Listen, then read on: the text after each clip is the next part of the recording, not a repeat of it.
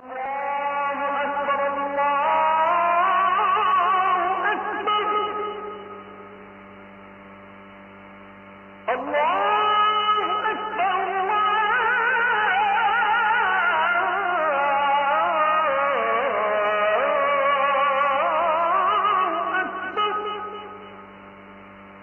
প্রশ্নটি লিখেছেন, তিনি হয়তো মনে করেছেন যে তার পাপাচার, তার নিজের প্রতি নিজের যে অবিচার, জুলুম, অন্যায়, আল্লাহর অবাধ্যতা, এটা এত বেশি হয়ে গেছে যে আখিরাতে বোধহয় আল্লাহ তাকে মাফ আর করবেন না বা মাফ করার কোনো অপশন নেই।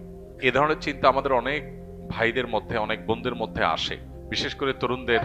এবং একটা বয়সে মানুষ যখন নানা ধরনের অনাচারে ডুবে থেকে নিজের জীবনকে ধ্বংসের দ্বারপ্রান্তে নিয়ে যায়, তখন এই ধরনের চিন্তা ভাবনা আমাদের অনেকের মধ্যে চলে আসে।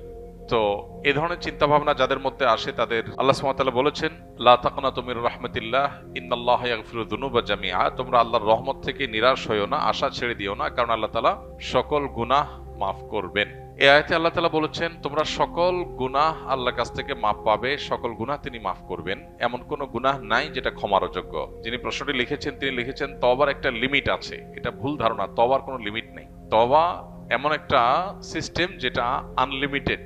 বান্দার তওবার কোনো লিমিটেশন নাই যে আল্লাহ এর পরে আর মাফ করবেন না, এমন কোনো কথা কোরআন হাদিসে কোথাও বলা হয়নি। বরং বান্দার পাপ বা অপরাধ যত বেশি হোক না কেন, আল্লাহর ক্ষমাশীলতা তার চাইতে অনেক বেশি। কেউ যদি মনে করে যে আমার পাপাচার এত বেশি হয়ে গেছে যে আল্লাহ মাফ করতে পারবেন না, তিনি তার পাপাচারকে আল্লাহর ক্ষমাশীলতার চাইতে বড় মনে করেন, বেশি মনে করেন, যেটা আল্লাহ সম্পর্কে তার ভুল ধারণা। তো এই ধরনের নৈরাশ্য শয়তান মানুষের মধ্যে সৃষ্টি করে। আল্লাহ বলেছেন ওয়ালা ইয়াসমির রাহিল্লাহ ইল্লাল কওমুল কাফিরুন, আল্লাহর রহমত থেকে অবিশ্বাসী সম্প্রদায় ছাড়া, কাফির ছাড়া অন্য কেউ আর আশা ছাড়ে না। রহমতের আশা কেউ ছাড়তে পারে না।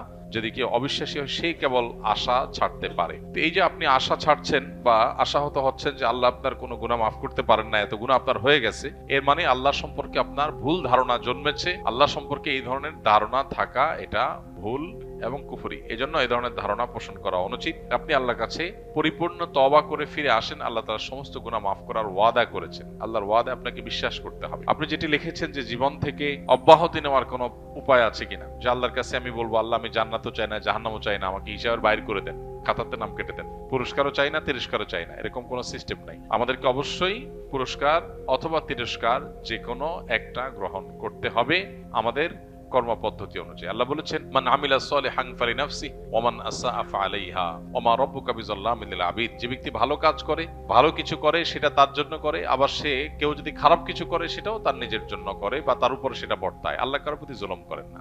যা মানুষ পায় সেটা তার কর্মের ফল। তো নৈরাশ্য বা আশাহত হওয়া এটা শয়তান মানুষের মধ্যে সৃষ্টি করে। আমাদের শয়তানের বিরুদ্ধে সংগ্রাম করতে হবে, নিরাশ হওয়া চলবে না। আমাদের বিশ্বাস রাখতে হবে আমার কাজ অপরাধের জগৎ থেকে সরে আসা, সংকল্প করা, অনুতপ্ত হওয়া, লজ্জিত হওয়া, আল্লাহর কাছে ক্ষমা প্রার্থনা করা, ভবিষ্যতে এই অপরাধ আর না করার ব্যাপারে দৃঢ় আশাবাদ ব্যক্ত করা এবং সংকল্প করা। ব্যাস এইটুকু যদি আমি করতে পারি, আল্লাহ রাব্বুল আলামিন অবশ্যই আমাকে মাফ করবেন। আমরা অনেকে মনে করি যে শিরকের অপরাধ আল্লাহ মাফ করবেন না। এটাও এইভাবে ধারণা করাটা পুরোপুরি সঠিক না। বরং শিরক করে যদি কেউ তওবা ছাড়া মারা যায়, সেটা আল্লাহ তাআলা মাফ করবেন না। শিরক করার পরও যদি কেউ তওবা করে, সেটাও আল্লাহ তাআলা মাফ করবেন। শিরকের চাইতে বড় অপরাধ পৃথিবীতে নেই।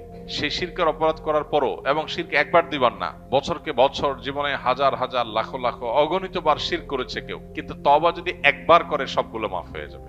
আল্লাহ রাব্বুল আলামিন এত বেশি ক্ষমাশীল।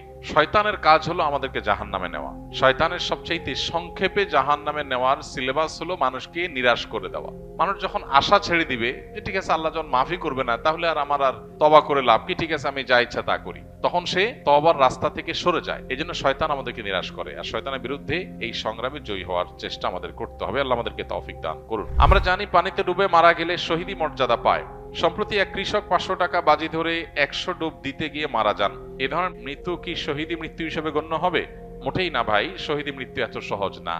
50 টাকার লোভে কোনো ভাই যদি 100টা ডুব দিতে গিয়ে মারা যান, আল্লাহ তাআলা মাফ করুন। এটা নেহায়েতই তার বিভ্রান্তি এবং ভুল পদক্ষেপ। আল্লাহ তাআলা তার বান্দাকে মাফ করে দিন, আমরা দোয়া করি। তার শোক সন্তপ্ত পরিবারকে আল্লাহ তাআলা সান্ত্বনা নসিব করুন। আমাদের জীবনে অনেকে এই ধরনের হেয়ালিপনা, অনেকে এই ধরনের পাগলামো করি। এই পাগলামো করার কোনো সুযোগ নাই। ইমানদারের জীবনের মূল্য অনেক বেশি। কারণ ইমানদারের জীবনের মূল্য কি? জীবনের প্রাইস কি? জান্নাত। ইমানদারের জীবনের মূল্য কি? জান্নাত। মানে জান্নাতের মতো সবচেয়ে ছোট জান্নাত যে জান্নাতি পাবে সেও এই পৃথিবীর কমপক্ষে 10 গুণ বড় জান্নাত পাবে। এত বিশাল জান্নাত, এত মূল্যবান নেয়ামত যে জীবনের বিনিময়ে পাওয়া যাবে, সেই জীবন 50 টাকা বিক্রি করার জিনিস না। সে জীবন সামান্য একটু বাজি ধরে আমি ধ্বংস করার জিনিস না। সে জীবন কিভাবে বিলীন করতে হয়, সেই জীবন কিভাবে উৎসর্গ করতে হয়, এটা শহীদ শরীফ ওসমান হাদিরা দেখিয়ে গেছেন। এটা আবু সাইদরা দেখিয়ে গেছেন কিভাবে সেই জীবন উৎসর্গ করতে হয় মানুষের মুক্তির জন্য। এই যে অন্যায়, এই যে অনাচার সমাজে হচ্ছে, আমরা সেটা বাধা প্রদান করার জন্য যদি বের হই, আমি বলছি না আপনাকে মাস্তানি করতে, আপনি সমাজের মানুষকে অন্যায় থেকে বাধা দেওয়ার জন্য কাজ করেন। এরপরে যদি আপনার উপরে চাপ আসে, বাধা আসে, জুলুম আসে, সহ্য করেন। যদি জীবনও চলে যায়, সার্থক, শাহাদাতের মর্যাদা লাভ করবেন। অতএব এই ধরনের বাজি ধরতে গিয়ে মারা গেলে শাহাদাতের মর্যাদা এত সস্তা জিনিস না। হ্যাঁ, এটা ঠিক যে হাদিসে আছে পানিতে ডুবে মারা গেলে শাহাদাতের মর্যাদা পাওয়া যায়। সেটা কে? অ্যাক্সিডেন্টলি যদি কেউ পানিতে ডুবে মারা যায়, এটা তো অ্যাক্সিডেন্টলি মৃত্যু বলা যাবে না, বরং এটা নিজেকে বিপদের দিকে ঠেলে দেওয়া বলা যায়। আল্লাহ তাআলা বলেছেন, ওয়ালা তুলকু বিআইদিকুম ইলা তাহলুকা, তোমরা নিজেদেরকে ধ্বংসের দিকে ঠেলে দিও না। এটা ধ্বংসের দিকে ঠেলে দেওয়া। আপনার নিশ্চিত কষ্ট হবে, বিপদ হবে, জেনেও সে কাজটা করা আপনার জন্য জায়েজ নাই পার্থিব কারণে। হ্যাঁ, আল্লাহর সন্তুষ্টির জন্য, আল্লাহর রাহে, আল্লাহকে খুশি করবার জন্য যদি আপনার জীবন যৌবন সবকিছু দিয়ে দিতে হয়, এটা সার্থকতা। এটা সার্থকতা, কারণ এর বিনিময়ে আপনি জান্নাত লাভ করবেন। তো যাই হোক, আল্লাহর বান্দা, তার ফয়সালা আল্লাহ তাআলাই করবেন। আমরা দোয়া করি আল্লাহ তাআলা তাকে মাগফিরাত নসিব করুন। আমরা দোয়া করি আল্লাহ তাআলা তার শোক সন্তপ্ত পরিবারকে সান্ত্বনা নসিব করুন।